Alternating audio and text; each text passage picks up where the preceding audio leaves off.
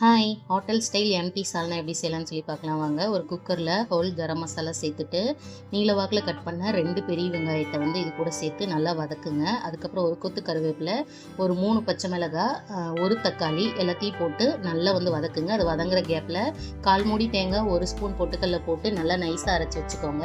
இப்போ தக்காளி வெங்காயம்லாம் நல்லா வதங்கினதுக்கப்புறமே 1 ஸ்பூன் மிளகாத்தூள், 2 ஸ்பூன் மல்லித்தூள், ஒரு 2 ஸ்பூன் வந்து சிக்கன் மசாலா, கொஞ்சமாக மஞ்சள் தூள், உப்பு போட்டு நல்லா வந்து வதக்குங்க.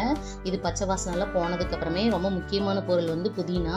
அதை வந்து ஒரு அரை கைப்பிடி அளவுக்கு வந்து எடுத்து இது கூட சேர்த்து நல்லா வந்து பச்சை வாசனைலாம் போய் வதங்கினதுக்கப்புறமே அரைச்சி வச்சுருக்க தேங்காய் பேஸ்ட்டை வந்து இது கூட சேர்த்து நல்லா வந்து கலந்து விடுங்க. ஒரு 2 நிமிஷம் கழித்து மிக்ஸி ஜார் கழுவின தண்ணி வந்து இது கூட சேர்த்துக்கோங்க. குழம்பு திக்காக வேணும்னா தண்ணி கம்மியாக சேர்த்துக்கோங்க.